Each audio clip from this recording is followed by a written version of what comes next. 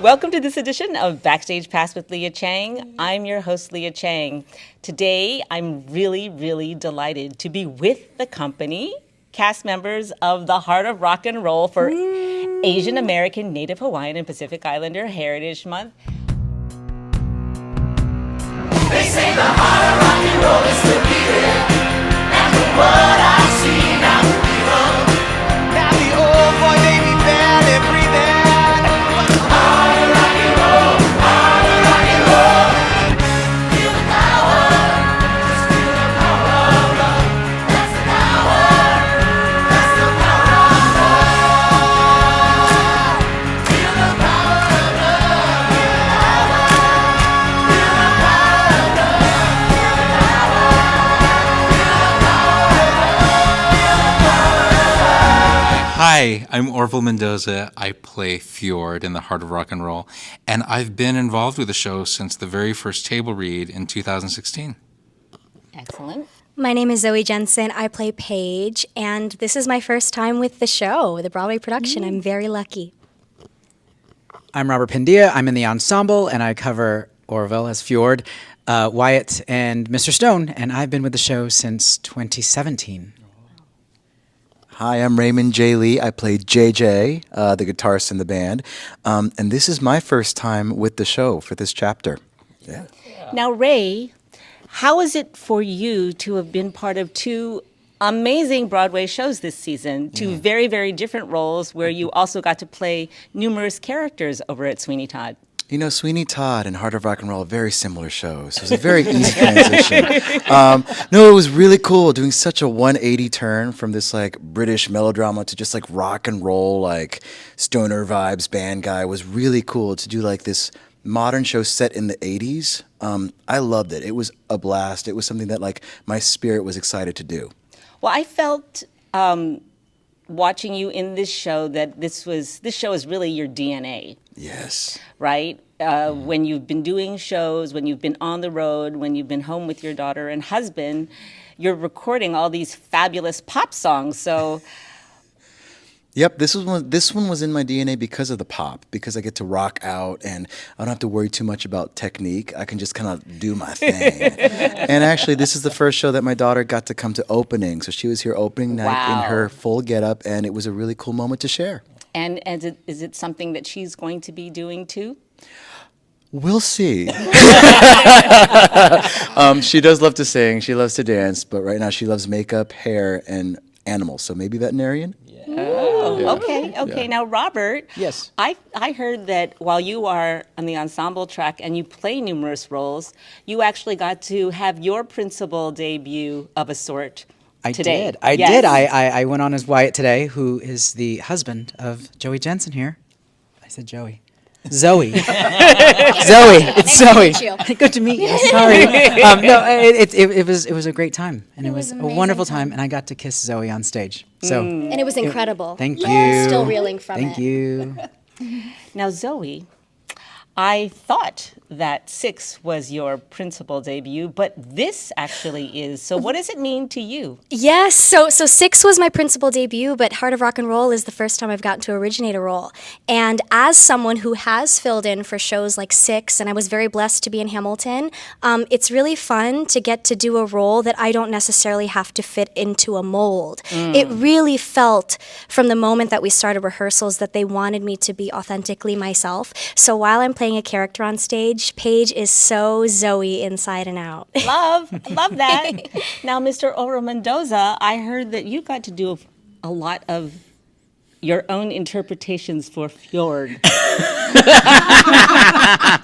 This role has been a total gift to me, as well as Gordon Greenberg, who directed it, and John Abrams, who wrote the piece, because it was it felt like a total collaboration. had been involved with the very first table read in 2016, and my character at that point was completely different. First of all, the whole show took place at the Stones mansion, and Cassandra was already getting married. Oh. And I played a football coach / wedding planner.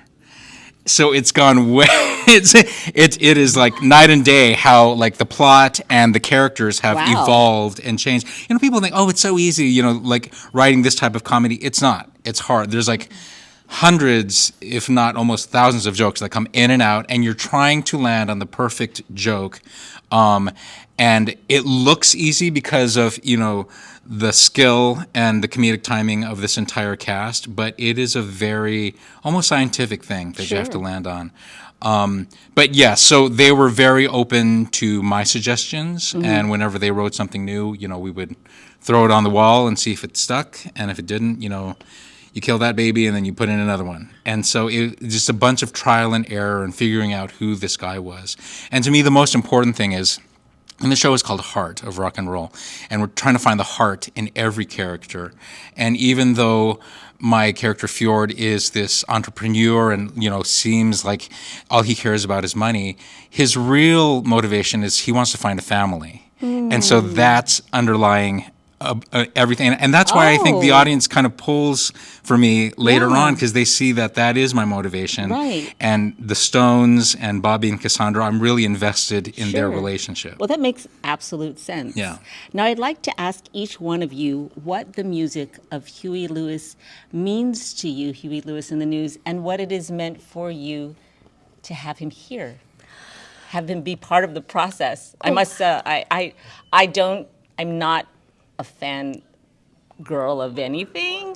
It was lovely to have him in the lobby that day. Huey is really someone special. He is so down to earth. He has really just been so supportive of this show. So it's been very fun to have him here. I'm still a little shy. I'm like, oh my gosh, I can't believe you're here, like watching me sing your material. But for me personally, I've had an absolute blast singing the Huey Lewis stuff. This is my favorite kind of music to sing. I always use the word splat. I don't know if this means anything, but I love music that I can just splat on and just like go free. And like Ray was saying earlier, not worry too much about technique. His music is about being silly and being fun and being free, which I think is what this show kind of is all about. Your splat is amazing. Oh my God. Thank you. Really good splat. Thank you. Sing downstairs too. I sing the splat on stage while spinning you around on a luggage, not spinning Mackenzie around on a luggage cart. I splat with you. I being with the show so long, I enjoy Huey so much. To have somebody know your name and, you know, where we say, oh, I'm just in the ensemble, but to have Huey know every single person's name every night, gives us high fives, and from day one has always like tried to get to know each and every one of us individually, means so much. And then it shows how much heart is actually in the Heart of Rock and Roll. Right. Because he just adds so much to it, and you want to give back to it. So yeah, you want to do that for him. I mean, the music is incredible. No joke. In high school, we had this show called Blast from the Past, and one of the songs was Heart of Rock and Roll. So there's a VHS somewhere of Junior Year Ray singing Heart of Rock and Roll, and it has meant so much to be able to sing that exact same song here on Broadway. And I get to start the song. I was like, I'm an Asian American man starting a song on Broadway with them. You know, it's really, really cool. I feel so proud, and it's great when he's backstage, like high-fiving us, like fist bumping us. We're like, you're a legend, Huey Lewis, and you're just hanging out. It's the best. Yeah. But also, oh, sorry, I'm stealing it. Brian Yusufer's arrangements Yes. of Huey's songs makes it so much even more fun. Is that right? Even more fun to sing, and just means a lot more because his arrangements are outstanding. Yeah, Brian and Will Van Dyke are main conductor, and Maddie Dykeman. They're amazing, and they keep us on our toes and keep everything clean and rocking. Yeah.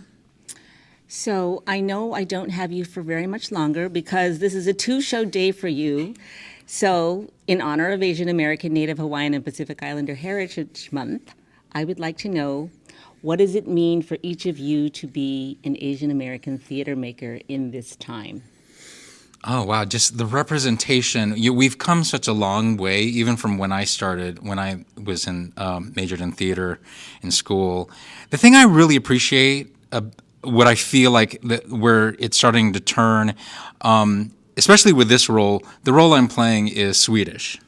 And the creators did not bat an eye, that I was a brown person. And, you go to Sweden, there are Asian people there. Sure. Asian people were born there. So, they're proper Swedish people that aren't just blonde hair, blue eyes. Mm-hmm. So, just being able to not only tell Asian stories, but, be able to do what we do as actors and expand, the world and show people different faces of different cultures has been a blessing. And the tide is turning, I feel like. Yeah. Ooh, I get choked up with this question just because it's just so special. What's amazing, first off, I just have to say that when I was a kid and there would be a new Broadway show out, I would always search for the Asian people in the cast. So it's really special to be able to be those people for someone. Oh, God! Have you seen people at the stage door? Yes. They come up. Well, today, the Filipino couple that you thought were yours. I know. I thought you knew them. It's amazing, and also for me personally, I'm very proud to be Filipino, and I'm also proud to be half. I think growing up, a lot of the times I was very blessed to see Asian people, but sometimes I didn't necessarily see someone that looked exactly like me, So to get to represent that experience is also very special. And I also just have to say it's so healing to get to work with other Asian actors. Just for myself, I'm not close to home right now. My family is in Illinois or the Philippines or, all over the world. So to get to have a little bit of home with me and safety, it's just like so healing. And I don't know, I think you feel it on stage too. You do. I do. I did. Love it. I get choked up as well. I did the same thing. I would always look for the Asian on stage and go, that I can do that, whether it was a male or female. I was like, there's one of you. There's one of us. I'm represented somehow. They may be in a blonde wig, but they got the job. And to see, especially in this show in particular, they didn't just put us as swings and standbys backstage waiting to go on. They put us at the forefront. And oh no, I was really excited the day I came and saw you everywhere. Yeah, I'm in the entire show, originating so many different spots. This was my first time originating a role on an ensemble track on Broadway. I've always been a swing, and waiting to go on, and no longer. Yeah. And it's nice to be applauded and seen for my talent, and not just, hey, we can have you come on because you can do something else. Because you can move the furniture. Yeah. It's nice to be seen. And be fabulous. And be fabulous and show off. And it's great. And I appreciate the team for that. I feel like we all have the same story. I remember being a senior in college, coming here, seeing Wicked, and it was Marcus Choi in Wicked, being like, you look like me. You're in Oz. What? And so that has stuck with me since my career. So I did the exact same thing y'all did, and the fact that all four of us get to do that, not even we all play different roles. Shows the range of what AANHPI actors can do. We can do so much more than be the token, and I'm proud that we all get to show that 8 times a week here at the James Earl Jones Theater. Well, I think the thing that really excited me, and it's always so rare, to come and see a show where we're fully represented, all of us, the world that we live in is represented on stage. But I'm extra proud to see the four of you be fabulous and really in the heart of rock and roll, all American. That's what this is. Absolutely. We're all American. And I just want to throw this in there. Leah, you and I have been friends forever. This is our first time actually talking. I know. We must do longer versions, exactly. Right? But I just want to say how much I love you and appreciate, not only is Leah an amazing actor, but her journalism, how she has documented not only Asian artists, but, your work with Andre de Shields and that whole community. Just, voices that don't necessarily have a platform. You're there for us and you're our champion. And I love you so much. And thank you. Happy Asian American, Native Hawaiian, and Pacific Islander Heritage Month from the heart of rock and roll! Woo! Come see these fabulous people at the James Earl Jones Theater.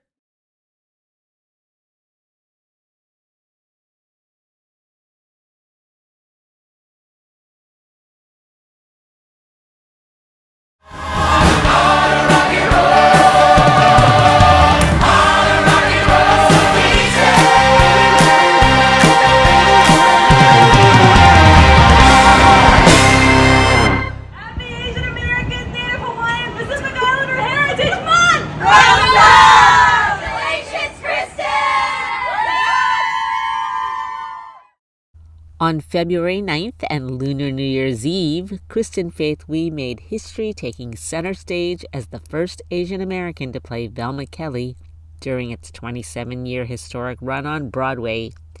She joined the company in January in the role of Hyun-yuk and is the cover for Velma. Velma Kelly, a role played by legends like Cheetah Rivera, Bebe Neuwirth, Amra Faye Wright, and Catherine Zeta-Jones, to name a few, is an absolute dream role, but Kristen never thought it would be possible for her. Dreams do come true, and Asian representation matters. Ladies and gentlemen, Kristen Faith Oei and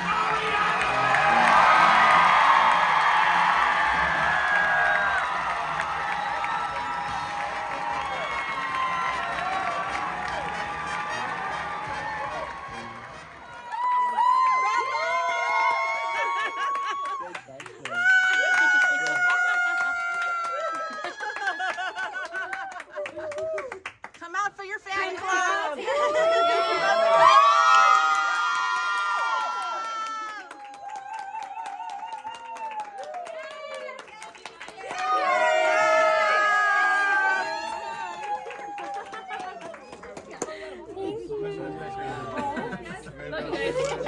Yes, sir.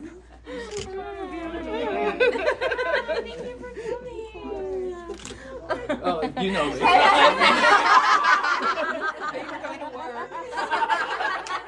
Hi, Lia. Hi. Oh, yay, Patrick. You made this possible. Oh, thank you.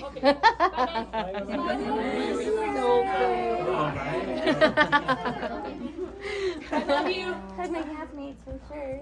Hi, Claire. You did so good. She flew in from Cali. Yeah. Oh my God. So hard that I win.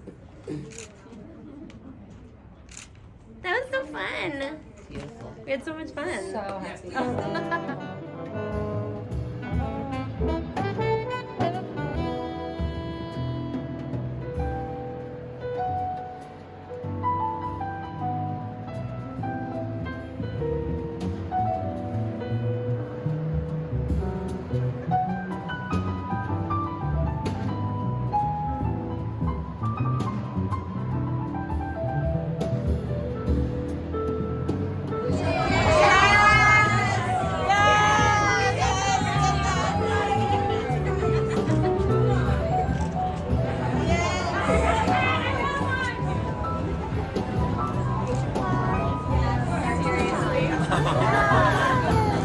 That was Velma Kelly.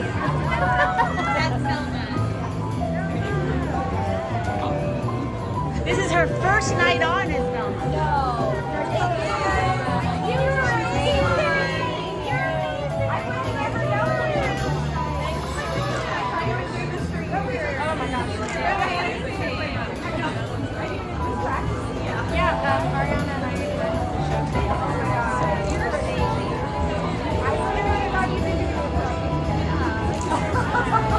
Glad it came across that way.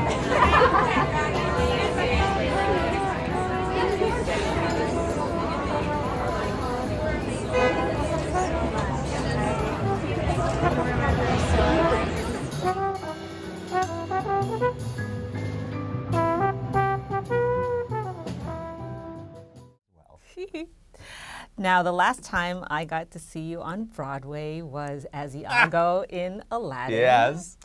And they just celebrated their 10th anniversary. Yes, and they I, did. I saw that you were there. What did that feel like to have been part of a show that's been on Broadway for 10 years? Well, I have to tell you, it was my last thing. It was back in 2000, I believe in 16 I was there. I was only there for 3 months because I was doing a vacation.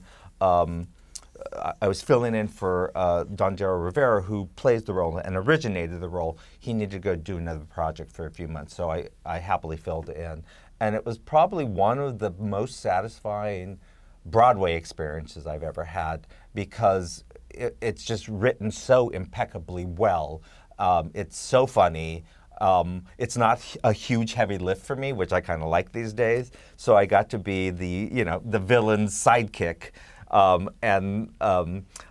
The funny villain. the sidekick. funny villain sidekick, and yeah, it was great. And we had the dressing rooms that were situated. It was myself and then the 3 sidekicks for Aladdin, his 3 best friends. So our dressing room area was called Sidekick Alley, and so we all, you know. And what I will say is that they were so welcoming. And embracing of me from the very first day that I felt in very good hands. And so I had such a great time. And it was interesting because I had only been in the show for like 3 months, and then a year later for 2 weeks in an emergency situation where Don Darrell got sick. And so they were like, "Can you come in?" I was like, "Absolutely." But the cast was still like, they were so embracing at the 10th anniversary party. I was like, oh my God. So I made some really lovely friends and colleagues from that experience. And so, yeah. What does it mean for you to be an Asian American theater maker in this time? I think it's important, especially as I get older. You still don't see a lot of Asian American directors out there, especially doing musicals. I can think of maybe 2 or 3 off the top of my head right now. No, I can think of 4 right now who have been doing it consistently. And there was, you know, but the first Asian American directed show was only last season. I'm doing a play written by David Rhee and Y. Yim called Zac Efron, which will be at the Token Theater in Chicago in June. And then from there, I am going to the Edinburgh Theater Festival to direct a brand new musical called Kafka's Metamorphosis, the musical, ! Written by Matt Chiarini and Travis Newton. And then in the fall, I'm directing Frozen in one of the first regional productions of Frozen at the Olney Theater Center. Well, you've been doing a lot at the Olney. They just love this you. This is my 3rd thing at Olney, and I'm super excited about it. South Pacific and Once on This Island. And Once on This Island, 2 very, very different musicals. Once on This Island, which is one of my favorite things I've ever done. It was I'm so happy with the production. Happy Asian American, Native Hawaiian, Pacific Islander, Heritage Month from Corridor. Like he was before. Now I'm an entrepreneur. Death is a business to me. What does it mean for you to be an Asian American theater maker in this time? Nothing has made me more proud than the fact that I've been able to work as an Asian American actor over the last few years, doing both roles that are specific to my own background and roles that are not, in musicals and plays and podcasts and what have you. It's an extraordinary time to be making theater as a person of color right now. That doesn't mean it's easy. That doesn't mean the challenges are not as great as they were when I was a young man. They're different. They're hard in different ways, but they're just as hard. But the struggles that we have to undertake to overcome those obstacles are the very things that make us different actors. We still have to be the best people in the room. Oh no, we have to be better than the best. And yeah, Twice as much to get half. Right, we do. It doesn't mean that we have to be satisfied with that. It just means that we have to acknowledge that's where we are and we have to keep fighting. We have to keep moving forward. I want to tell you the true story of the dead outlaw, Elmer McCurdy. All right, boys, let's go rob that train.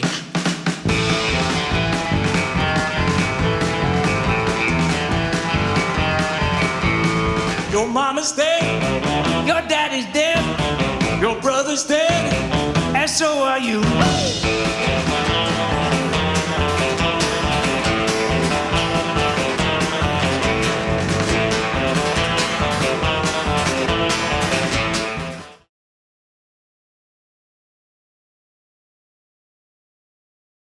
Happy Asian American, Native Hawaiian, Pacific Islander Heritage Month from the Angel Island Immigration Station Foundation.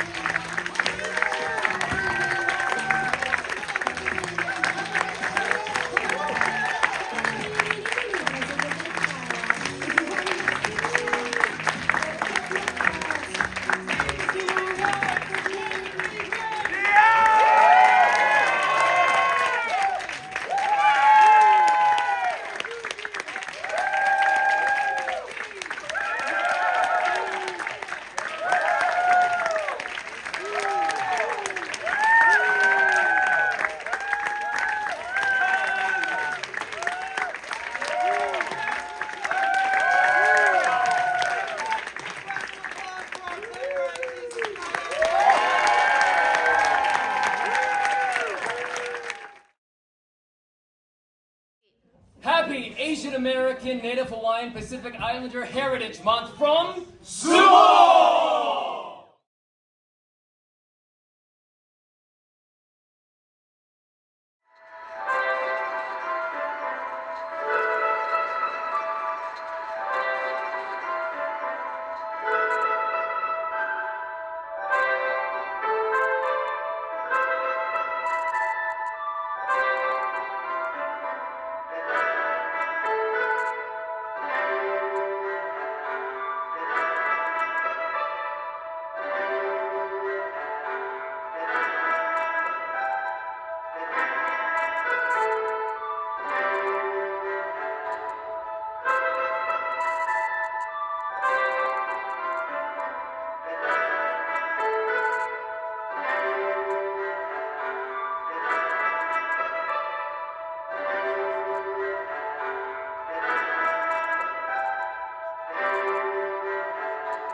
My family.